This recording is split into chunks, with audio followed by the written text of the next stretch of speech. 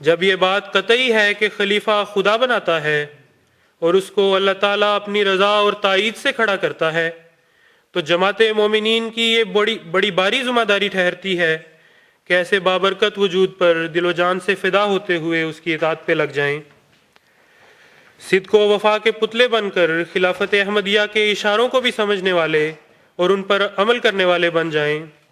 بزرگان اور اولیاء نے خلفاء کو خدا تعالیٰ کی بنسریاں کہا ہے کہ وہ بولتے ہیں جو اللہ تعالیٰ کی منشا ہوا کرتی ہے۔ پس خلیفہ وقت کے ہر حکم کی کامل اطاعت ہی ہماری کامیابی کی ضمانت ہے۔ حضرت مسلم موعود اس ضمن میں فرماتے ہیں، اگر تم کامیابی حاصل کرنا چاہتے ہو تو تمہارا کام یہ ہے کہ تم ایک ہاتھ کے اٹھنے پر اٹھو اور ایک ہاتھ کے گرنے پر بیٹھ جاؤ۔ تم سب امام کے اشارے پر چلو اور اس کی ہدایت سے ذرہ بھر بھی ادھر ادھر نہ ہو۔ جب وہ حکم دے بڑھو اور جب وہ حکم دے ٹھہر جاؤ، اور جدھر بڑھنے کا وہ حکم دے ادھر بڑھو اور جدھر سے ہٹنے کا وہ حکم دے ادھر سے ہٹ جاؤ۔ حضرت مسلم موعود رضی اللہ تعالیٰ عنہ مزید فرماتے ہیں، میں تمہیں نصیحت کرتا ہوں کہ خواہ تم کتنے عقل مند اور مدبر ہو، اپنی تدابیر اور عقلوں پر چل کر دین کو کوئی فائدہ نہیں پہنچا سکتے جب تک تمہاری عقلیں اور تدبیریں خلافت کے ماتحت نہ ہو جائیں اور تم امام کے پیچھے پیچھے نہ چلو۔ ہرگز اللہ تعالیٰ کی مدد اور نصرت کو نہیں پہنچ سکتے۔ پس اگر تم خدا تعالیٰ کی نصرت چاہتے ہو تو یاد رکھو اس کا کوئی ذریعہ نہیں سوائے اس کے کہ تمہارا اٹھنا، تمہارا بیٹھنا، کھڑا ہونا اور چلنا، تمہارا بولنا اور خاموش ہونا میرے ماتحت ہو۔ اطاعت کے میدان میں صحابہ کی وہ پاک باز جماعت ہمارے لیے راہ عمل ہے جنہوں نے اپنے امام کی اطاعت میں ایسا زبردست نمونہ دکھایا کہ چند سالوں میں دنیا کا نقشہ بدل کر رکھ دیا۔ مکہ اور مدینہ کی مقدس بستی کی سیر کریں تو ہمیں نظر آتا ہے کہ وفا اور اطاعت کے یہ پتلے عاشقانہ رنگ میں اپنے امام حضرت صلی اللہ علیہ وسلم کی پیروی کرتے ہیں۔ حضور کی نصیحت سنتے تو فوراً عملی نمونے پیش کرنے لگتے، مالی قربانی کی تحریک ہوتی تو گھر کا سارا اثاثہ آپ کے قدموں پر لے آتے، جان کی قربانی کے لیے بلایا جاتا تو امام کے آگے پیچھے اور دائیں بائیں لڑنے کی قسمیں کھائی جاتی۔ ایک سخت ضرورت کے وقت حضور نے مالی قربانی کی تحریک کی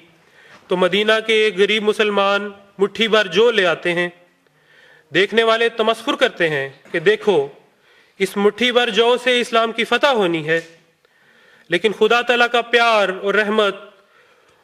خدا تعالیٰ کے پیار اور رحمت کی نظر پڑ رہی ہے اس پاک روح پر جس نے امام کی آواز سنی اور لبیک کہا۔ مردوں کو سونے کا زیور پہننے سے منع کرتے ہیں تو ہاتھوں میں پہنی ہوئی انگوٹھیاں اتار کر پھینک دی جاتی ہیں۔ عورتوں کو قربانی کی طرف بلایا جاتا ہے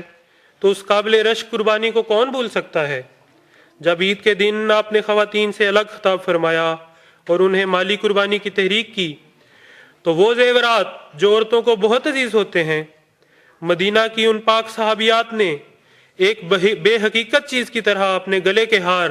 اور کانوں کی بالیاں اتار اتار کر اس چادر میں پھینکنی شروع کر دیں جو حضرت بلال کے پاس تھی۔ کوئی حجر اسود کو چومتا اور امام کی اطاعت پر ناز کرتا ہے تو کوئی اپنے محبوب امام کی نصیحتوں کا ذکر کرتا اور ان پر عمل کر کے اللہ کی خوشنودی حاصل کرتا ہے۔ غزوہ خیبر میں عشق و وفا کا ایک اور نمونہ ہمیں نظر آتا ہے۔ جب کئی دن کے محاصرے کے بعد صحابہ بھوک سے نڈال تھے اور جب جنگ ختم ہوئی اور کھانے کا انتظام شروع ہوا تو اس وقت جب فتح کا نشہ ہو اور بھوک کی شدت بھی ہو، تب اللہ تعالیٰ نے ایک بار پھر اس گروہ عاشقاں کا امتحان لیا۔ جب انہوں نے یہ منادی سنی کہ اے لوگو، اللہ تعالیٰ تمہیں اس جنگلی جانور کا گوشت کھانے سے منع کرتا ہے، تو اطاعت کے مصفہ پانی سے لبریز ان پاک روحوں نے اف تک نہ کی اور امام وقت کا اعلان سنتے ہی دیگیں اڈیل دیں اور صدق و وفا کے اس میدان میں پورے اترے جس کا نمونہ دکھانے کے لیے اللہ تعالیٰ نے انہیں مقرر کیا تھا۔ حضرت محمد مصطفیٰ، حضرت محمد مصطفیٰ، نعرہ تکبیر، نعرہ تکبیر۔ صحابہ کرام کا پاک اسوہ اس زمانے میں جماعت احمدیہ نے بڑی شان سے زندہ کیا ہے، اور اللہ تعالیٰ نے حضرت مسلم موعود کے ذریعے سے جماعت کو بشارت دی کہ اے قادیان کی غریب جماعت، تم پر خلافت کی برکتیں یا رحمتیں نازل ہوتی ہیں۔ خلافت کے لیے جماعت نے جو مثالی اسوہ پیش کیا اس کا ذکر کرتے ہوئے سیدنا حضرت مسلم موعود فرماتے ہیں، ایک طرف اگر خدا نے یہ خبر دی کہ وہ میرے ذریعے سے دنیا میں اسلام کا نام روشن کرے گا، تو دوسری طرف اس نے ایک جماعت میں اسلام اور احمدیت کے اشاعت کے لیے وہ ایمان پیدا کر دیا جس کی مثال آج روئے زمین پر کوئی جماعت پیش نہیں کر سکتی۔ خدا نے مجھے وہ تلواریں بخشی ہیں جو کفر کو ایک لحظہ میں کاٹ کر رکھ دیتی ہیں۔ خدا نے مجھے وہ دل بخشے ہیں جو میری آواز پر ہر قربانی کے لیے تیار ہوتے ہیں۔ خدا نے مجھے وہ دل بخشے ہیں جو میری آواز پر ہر قربانی کے لیے تیار ہو جاتے ہیں۔ میں انہیں سمندر کی گہرائیوں میں چھلانگ لگانے کے لیے کہوں تو وہ سمندر میں چھلانگ لگا دیں گے۔ میں انہیں پہاڑوں کی چوٹیوں سے اپنے آپ کو گرانے کا کہوں تو وہ پہاڑوں کی چوٹیوں سے اپنے آپ کو گرا دیں گے۔ میں انہیں جلتے ہوئے تنوروں میں کود جانے کا کہوں تو وہ جلتے ہوئے تنوروں میں کود کر دکھا دیں گے۔ تاریخ اسلام کا مطالعہ کریں تو یہ ایسے واقعات سے سجی نظر آتی ہے جب غلاموں نے اپنے آقا اور اپنے امام کی خاطر اطاعت و قربانی کی وہ داستانیں رقم کی جو ہمیشہ سنہری حروف سے یاد کی جائیں گی۔ جنگ بدر کے موقع پر حضرت مقداد بن اسود نے رسول اللہ کی خدمت میں عرض کیا کہ یا رسول اللہ، ہم قوم موسیٰ کی طرح یہ نہیں کہیں گے کہ تو اور تیرا رب جا کر لڑو، بلکہ ہم آپ کے دائیں بھی لڑیں گے،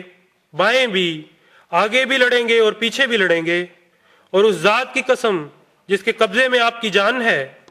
اگر آپ سواریوں کو برکلگیمات کے مقام تک بھی لے جائیں تو ہم آپ کی پیروی کریں گے۔ حضرات، یہ صرف دعویٰ نہیں تھا، بلکہ جب کفار مکہ نے اپنے نمائندے کو بھیجا کہ معلوم تو کرو مسلمانوں کی کتنی طاقت ہے،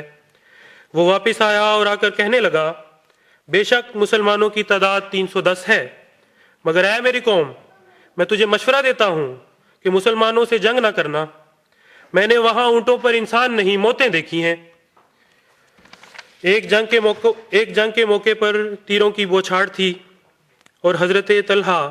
اپنا ہاتھ حضور صلی اللہ علیہ وسلم کے چہرے مبارک کے آگے رکھے ہوئے تھے۔ تیر آتے اور آپ کے ہاتھ پر لگتے، مگر طلحہ اف تک نہ کہتے کہ اگر ہاتھ ہل گیا تو حضور صلی اللہ علیہ وسلم کے چہرے مبارک کو تیر لگ جائے گا۔ طلحہ نے اپنا ہاتھ تو کٹوا دیا، مگر کسی بھی تیر کو حضور صلی اللہ علیہ وسلم کے چہرے تک پہنچنے نہیں دیا۔ حضرت محمد مصطفیٰ، حضرت محمد مصطفیٰ، نعرہ تکبیر، نعرہ تکبیر، فدائین حضرت محمد مصطفیٰ، فدائین حضرت محمد مصطفیٰ، نعرہ